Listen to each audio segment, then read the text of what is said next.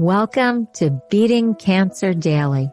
Beating stage 4 cancer for 30 years still takes my breath away every time I say it. I'm Saranne, founder of the ComedyCures Foundation, and I hope you'll join me for just a few minutes daily for the next 365 days so we may laugh, learn, maybe cry a little as we live our best days beating cancer daily together.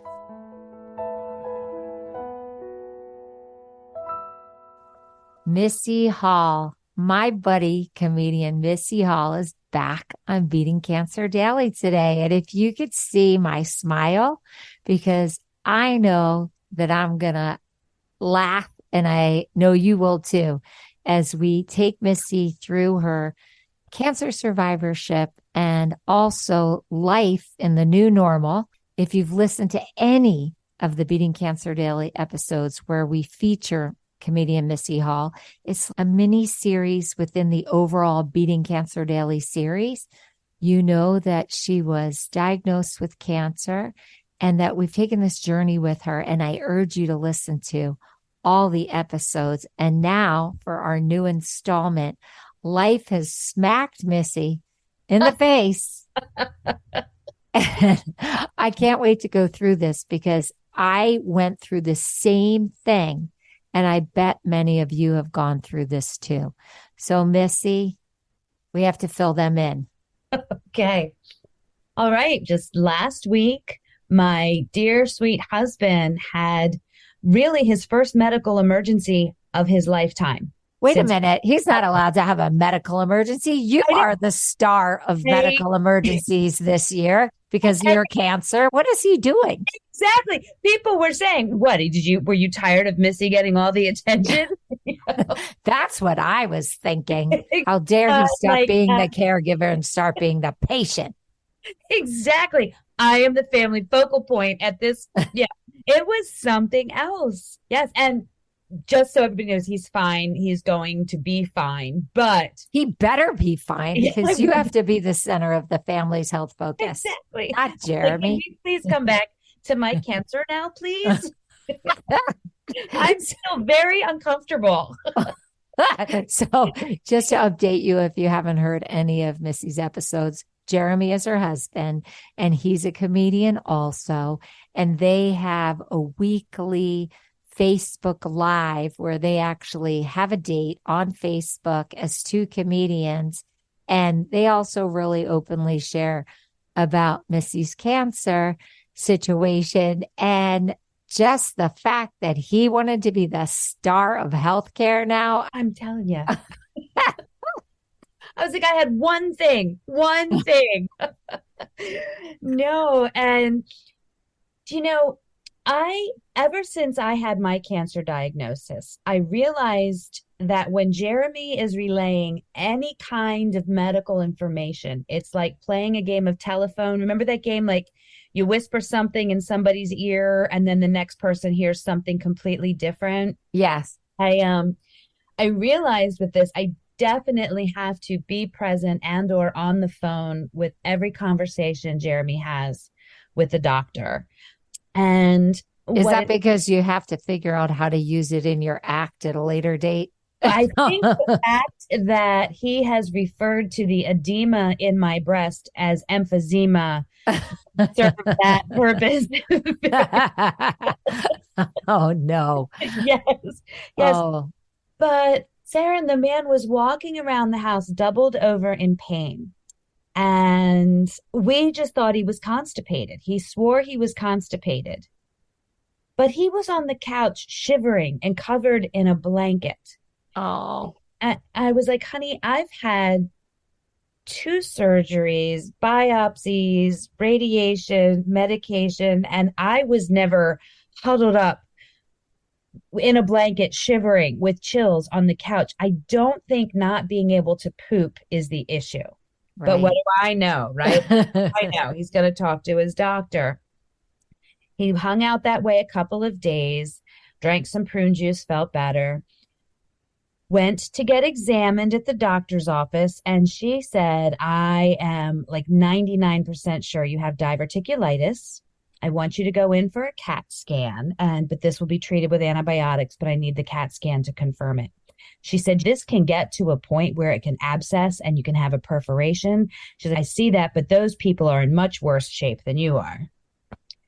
Jeremy has one glitch with the insurance company scheduling the CAT scan. He's, I'm not going to go. I'm just not going to go. This is too hard.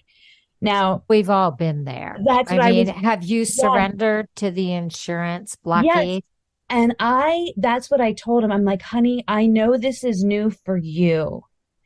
Everybody with insurance who's ever had a medical issue and a test ordered will get the thing. This hasn't been authorized, blah, blah, blah. I was like, but you can't just decide that you are going to walk bent over for the rest of your life waiting for your intestines to explode. Like you have to go through the system. Yeah. Oh my So, gosh, it's so frustrating.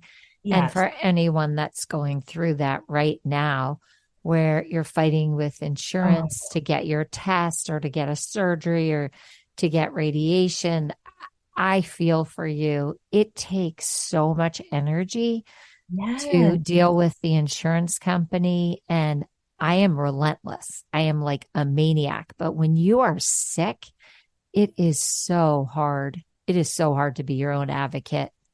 It really is. And Jeremy had to deal with another thing on the phone with the insurance company today. And I was like, honey, imagine if you were like 80 years old and very ill right now and having to handle that.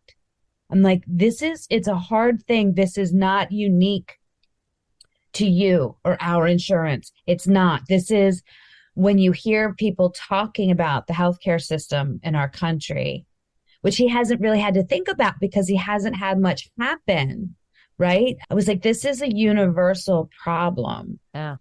And But wait, I just want to say, I think about the battles that I've had to wage and all the emails and letters I've had to write. And English is my first language. I can't yes. even imagine how people who don't have English as their first language are dealing with the system without interpreters because it is so hard. And we're in America, we have insurance, Mhm. but how these things are dealt with in other countries. I mean, I had a friend who was in another country where medicine was much more socialized. And Okay. he kept getting delayed and delayed on a surgery. And then finally, believe it or not, died from something else, waiting for the first surgery. My word. Yeah. So, I mean, it's a universal problem. And I don't know Wow. how, with this level of unwellness that we have in the world, and we're not even bringing into it all the trauma and injuries that are happening from what's going on in other parts of the world. But the whole medical system worldwide is broken. And anyone that's in it, I empathize every ounce of it. But you have to pace yourself with your insurance battles. You can't let it get you sick. You have to get help. You have to delegate some of that fight and responsibility. Maybe you can dictate a letter to somebody so you don't have to sit there and type it.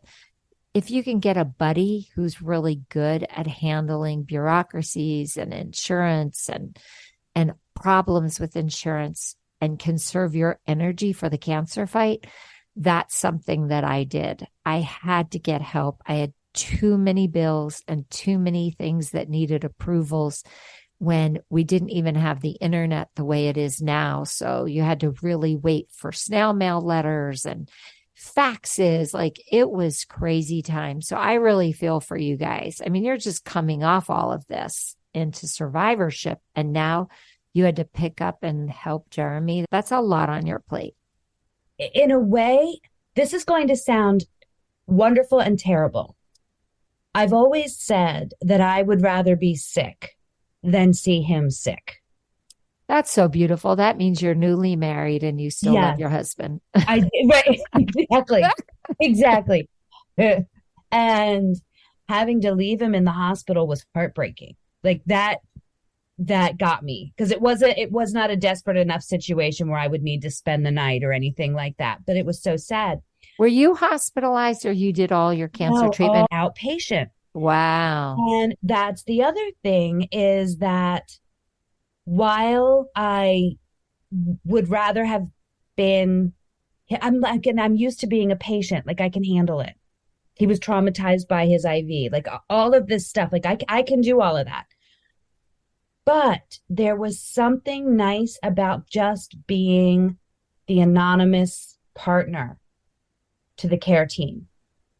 It Not was, wearing the bracelet, not yeah, having the little it bracelet was, on your wrist. it was really nice. Again, not, it was nice to be, because it's the same hospital. Now, the cancer center's a different section of buildings at the same campus, but to be there as a person, I felt like a person again, as opposed to the lady with cancer. That's such an interesting observation. Mm. And yes, and it was kind of empowering. And then I got sad because I was like, oh, but this doesn't mean that I'm done. This just means now we both have an issue, which, His and her. yes, it was his and her surgeons. And, it just, but so it was a lot. Uh, Yeah.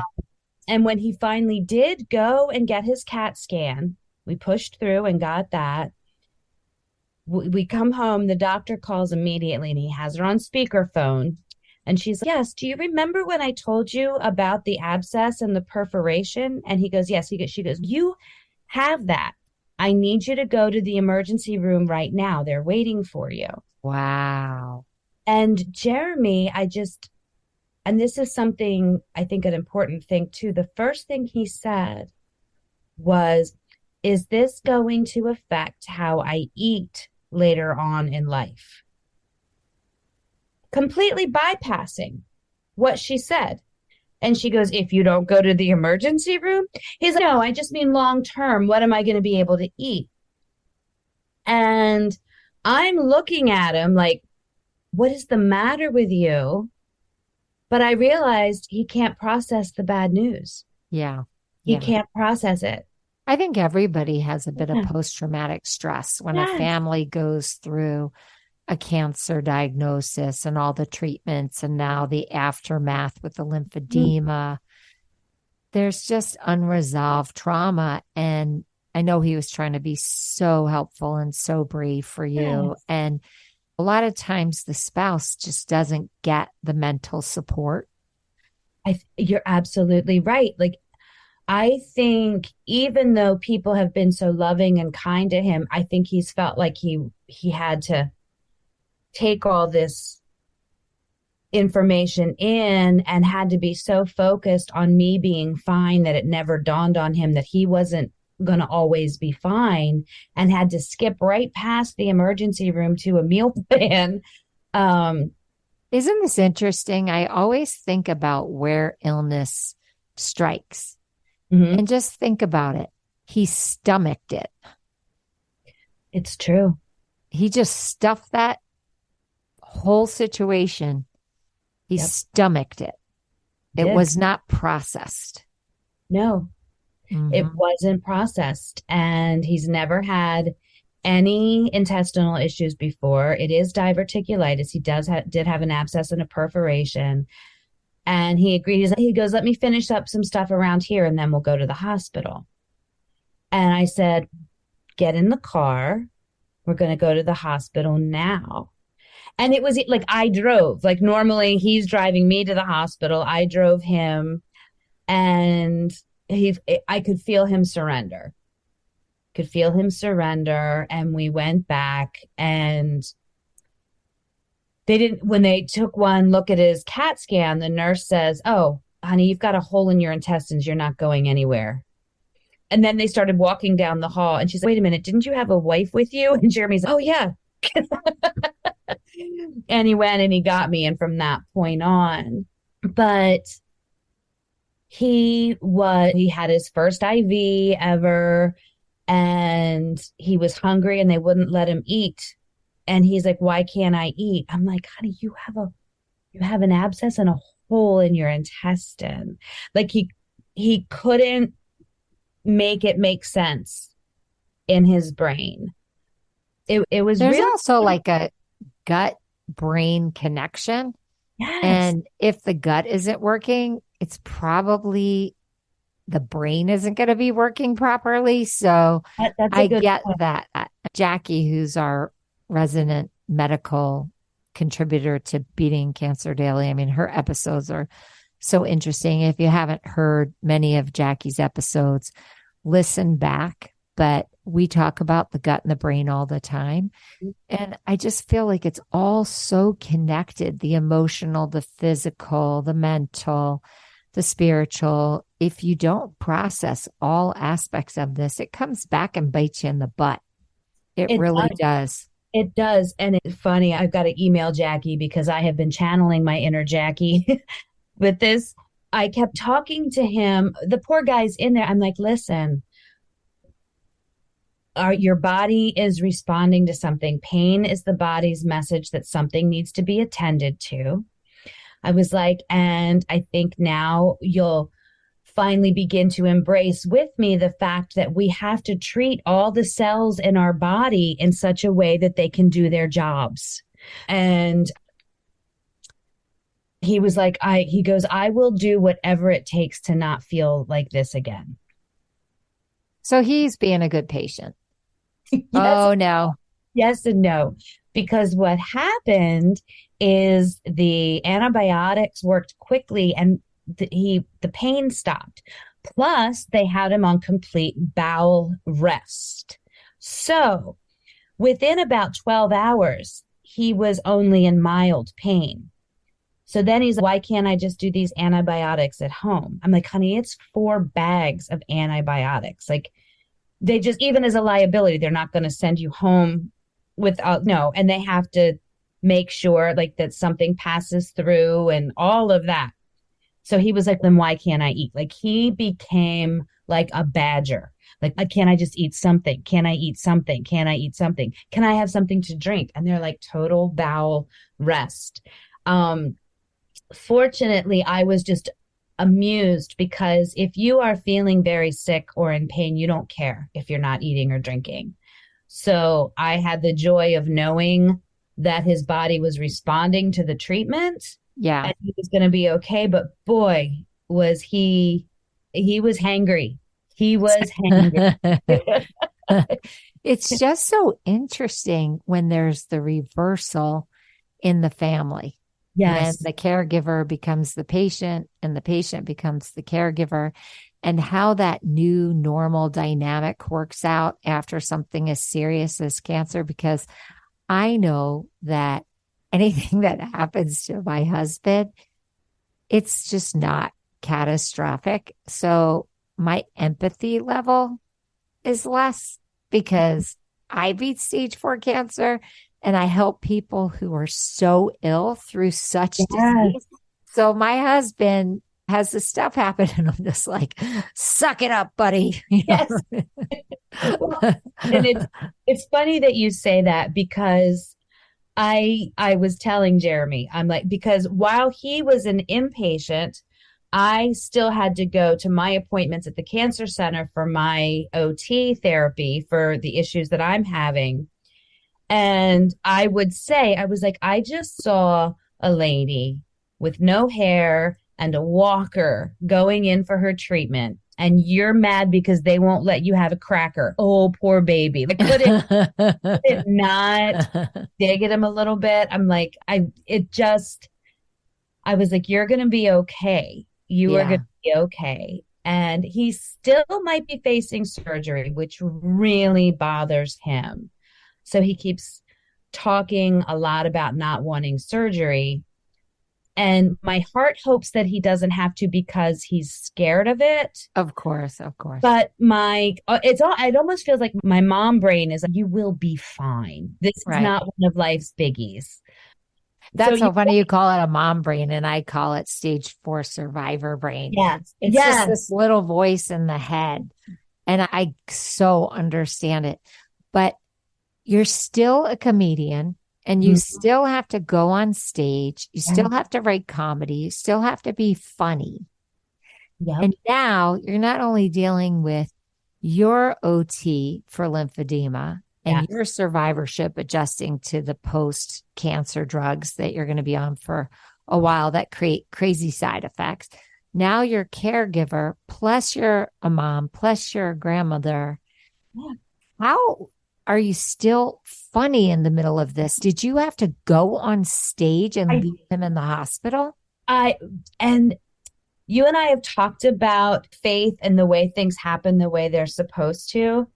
I had been lamenting the fact that I had a show that Saturday night that I was all excited about that got canceled, got postponed. They bumped it to January, but which meant that I wasn't working Saturday night. And it was Friday night that he was admitted to the hospital. I'd had a Oh show my gosh. Thursday. So we're there and he goes, wow. He's the first thing he said is, wow, if it were tomorrow, you'd have to be leaving right now to go to your show. And it wasn't close. It was going to be like a 2 hour drive. And he said, he goes, I want you to, I would have made you go. I would have been fine for you to go. And we talked about it. And I said, 2 hours away when you're in the hospital feels far, right? That feels really far. If something goes awry and I get a phone call, I was like, that would have been a tricky situation. And I feel so blessed that we did not have to make that decision. I knew Friday night it would have been a no-brainer. It was still an emergency. We didn't know if he was going to be going into emergency surgery.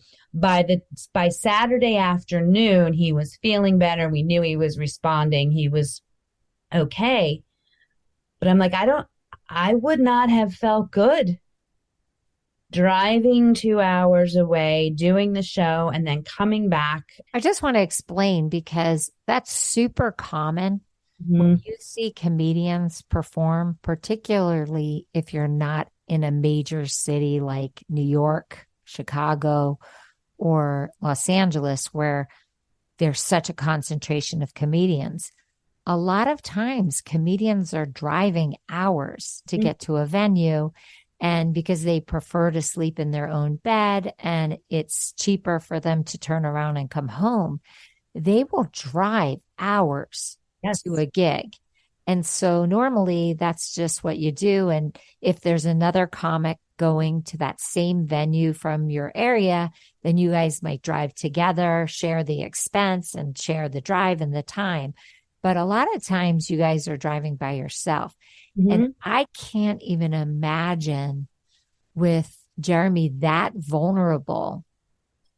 And I'm, again, I feel so grateful. It was almost like God's okay.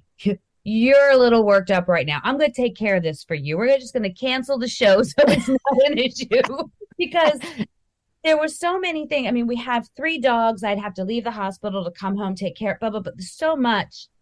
And I was so grateful to not have to have made the decision in either direction.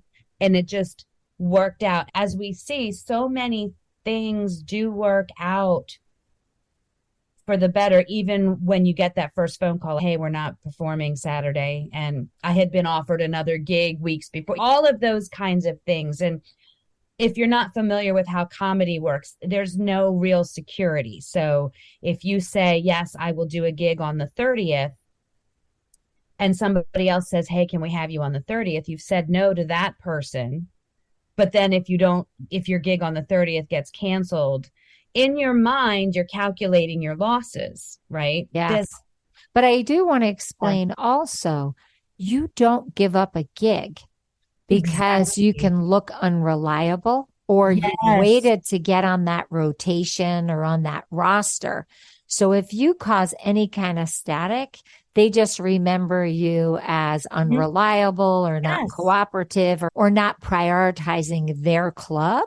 So by canceling, you might never work at that club again, or it might take you months or a year to get back in the Exactly. rotation. So I understand that's a huge decision that you would have had to make. And you made the joke that God made it for you. But Yeah. just in terms of, because it's happened to us all before, I remember being in, making me a little weepy. I remember being in a green room in New York City at the Manhattan Center. And that's a Okay. massive theater in New York City. I think it's shy of 2,000 people. It Oh, might be okay. Big, big. 1,600 people. And I had booked Rick Younger to be a I just worked comedian. with him recently. Oh, did you? I love Rick. So Rick was booked, and it was a big event for healthcare workers. It was the Healthcare Workers Union, and we were doing a massive event for them. And Rick found out that his grandmother had passed away. Oh, And I said, Rick, you don't have to go on stage because we were in New York City. I had enough time to make a phone call to mhm. get another comedian just to run over to this massive theater. And he said, no, I'll do it. And I was like, are you sure? This is this is really hard news. You're very close. And he said, no, I want to do it. These people deserve to laugh and they deserve to have a good time. And so he went on stage and he did it. And we actually took a selfie before it was really popular to do selfies because I wanted him to have this photograph of us in front of this huge auditorium laughing so that he always remembered his strength and his power as a comedian to impact the world, even when he had gone through such a loss. And so I just don't think people think about when a comedian goes on stage that they could have just lost their grandmother or their husband could be in an ER or intensive care on watch. You know what I mean? It's just people don't usually think of that. Yeah, it is a very strange thing. And I can remember the night that I went on stage after my biopsy. So I didn't know anything yet, other than the radiologist said, this doesn't look good. I'm going to be honest with you, it doesn't look good. She's like, Don't doing you it. hate that phrase? Yes. Doesn't look good. And she said, and I love her for this, but I can see it clear as day. She's like, do me a favor. She's like, don't take the peek into your patient chart on the portal. She's like, because the results might go there first, and I want to get to you first. Oh, that's really sweet. Was so, so sweet. And I loved it. But I had to go do a show that night, and it was one woman show, 2 hours comedy, and then warm up games and stuff. And How I, do you compartmentalize? Because I think that part of the reason why I was able to get through so many years of treatment and ultimately beat stage 4 cancer is because I have mastered the art of compartmentalization. And so I'm just curious, so we can just help maybe somebody who's really struggling. yes, How do you compartmentalize and then go on stage and be funny? I think what happens is, especially in a job like comedy, and I'm sure if you have a job that's intense that you're fully focused on at the time, it might work the same way. But when I walk in and I've got my microphone and I see all of the people looking at me expectantly, I'm not really me anymore. I'm not the me that might be thirsty or have to use the bathroom or have a sore throat. I'm me who is here to serve them and looking at, okay, that table is going to be interesting and I know I can play with them. And my brain and my heart go into sharing that energy because I look, and I don't know why this part always makes me teary, but sometimes you look out in the audience and you'll see somebody that got dressed up special for their night out. And it gets me. Like you'll see a lady that obviously spent some extra time with her hair, and you're just like, this is her night out. she doesn't get a sad, scared Missy. She gets a comedy night. And that always gets me out of myself and just into that space. That's so special. I mean, it just shows what a big heart you have. And I remember when I used to take my daughter as a toddler to like fancy restaurants, and if she would have any kind of a temper tantrum that would be disruptive, that's exactly what I would say to her. This could be that person's only one night out, and you don't have the right to ruin it for that table. And Yes, so if you're not prepared to be in this restaurant, then we need to go home right now. And if you yes, can share the space with other people and be considerate of them, then we can stay. And that got her through the terrible twos so fast because I yes, was willing to walk out of the restaurant. So it's funny that you use the same psychology on yourself, but you yes, said something really cool at the beginning, which was, oh, I see that table. They look like they could be fun. I could play with them. Now you're letting us behind the curtain even more. yes. It's So you true. survey the audience and you pick out who you think might be fun to play with.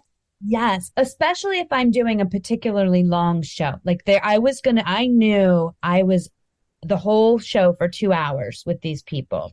So I knew I had to figure out that's a long time. That's a lot of me. So I knew that I was going to be bringing people in. So in any situation like that, I survey the room to see what I can find that's funny. Not unkind, never unkind funny, but like it's We fun call it crowd work just because the crowd work. audience loves people contact me all the time at ComedyCures.org after they've heard the podcast. And they always say on our episodes that they love that they're learning all this behind the scenes stuff about being a comedian, being a comedy writer, using your comic perspective. And just in terms of what you're saying about not being unkind, that's the Comedy Cures brand in the sense that our mission is that we use humor to unify and build community and not to tear people down or be divisive. So Missy has been performing with us for decades, and that's because that's her natural way. But I just want to tell you what you do in the audience, I do in the waiting room at hospitals. Yes, yes. I I do now too. Yes, Yes, you can't take it out of the comedian. I'm telling yes, you, yes, I look at people in that waiting room and I look at who is absolutely miserable, who's so isolated, who's in pain. And then just like I would crowd work in a comedy club or in a comedy cure show, I go in and I just try to elevate that waiting room and then individual people and get people talking and sharing because I figure if I'm going to be there for an hour or two, I might as well treat it like a Comedy Cures program because those same people would leave that waiting room and come to a comedy club or a ballroom or a community center. So just give a free program while I'm there. Are yes. you Okay, doing that? yeah. There was one situation, and please know that I'm not telling this story for you to be like, "Oh, Missy, you're so nice." I don't mean that at I'll all. say it in a minute. Missy Yeah. is such a nice person. Okay. I saw a couple, and I found out that they were in their 90s. Oh, God bless them. They had been married for 73 years. I love them. Can I adopt them? Oh my gosh. So they were sitting on the other side of the waiting room, and the gentleman's name got called, and she got up with her walker and she was coming with him. And the nurse said, "We can't bring you back. This is a sterile surgery area." And she's, "Oh, no, that's okay. I'll just wait in the hall." And she was together, and they're like, "No, you can't come." And Saranne, I could see her getting shaky and she was beginning to fall apart. And her husband pulled out a handwritten note. Oh, this is going to make me cry. And he handed it to her. He's like, "Look, you go sit down and you just read these words. over and over till I come out. And she just was beside herself. So I stood up and I'm like, would you like some company while he's back there? I'll come sit with you. And her husband's like, thank you. So I kind of danced with her walker back and we sat down and I just started asking her questions about her life. And then other people in the waiting room started joining the conversation. That's the best. Yes. And it was lovely. And the man came out. I was like, go away. We're having fun. Oh, And then he just sat and we talked. But her fear left. And she wasn't the patient, but her person was being taken back. And they were just so lovely. But when other people in the waiting room started, it felt like I broke the ice and made it okay for everybody to talk. And it was really lovely. that's how I did the first chemo comedy Is party. it? That, That's what I was yeah, gonna say. Is that that's how you how the started Comedy this whole Cures thing? Foundation launched. Yeah, I just made a chemo comedy party, my first chemo treatment, and invited everybody, broke down all that isolation. And when I saw how magnificent that interaction was that you were just describing in your waiting room, I went home and I just said, this has to be It has a to be a thing. nonprofit. This has to happen in more places than just where I am. So, oh, I have chills from that story. And Oh, here's the terrifying part. One of them drove home. I know. I was thinking of that, and I was like, "What?" Because I asked that. I was like, "Oh, did you drive? Did you drive here?" Oh, yeah. And he seemed fine, but yeah. No, They, my in-laws are 89 and 90, and one of them surrendered the keys and okay. one of them's still driving. And I don't know. I told my daughter, I'm giving you permission now that you can take my keys at a certain age. Yes. I just think our reactions aren't as fast. Some of us can't see over the steering wheel. You know what I I mean? know. I was like, I'm like, and just the mobility alone. I'm like, how are you quickly grabbing a wheel? Yes, yes, Yeah. you're absolutely right. Yeah. I think there should be a charity that just helps the younger generation figure out how to stop the older generation from driving. And I get the independence. I Yes, 100% get it. I love like being free and going wherever I want. But I was just thinking about after all that emotion, one of them getting yes, behind the wheel. And I'm like, behind the oh my goodness. But that's kind of, but it's a beautiful, it's just a beautiful story. I hope that my husband and I reach that ripe old age, and I hope that he comes with me to my appointments. I mean, I just think it's sweet. Right now, he doesn't. I just go do it myself. But I hope I get to that place where we get old enough that we can support each other that way. yes. And it's funny because of such the age difference. And this is something I've been teasing him about lately. There's a 13-year gap between my husband and I'm on the upper She's end. a cougar, I'm guys. a Just say cougar. it. But I told him, I was like, honey, you seem to be catching up with me age wise. I'm Yeah. just saying, like right now, I was like, I hadn't had any health problems at 43. So, Well, Missy, I love you. And it just really is such a universal moment when the caregiver who's been helping through cancer treatment really just becomes the patient and the roles reverse and all those dynamics have to get worked out. So I really appreciate you sharing that with us and also the behind the scenes on the comedy. Everybody just loves when you show up on Beating Cancer Daily. And I just want to really thank you for being part of our universe.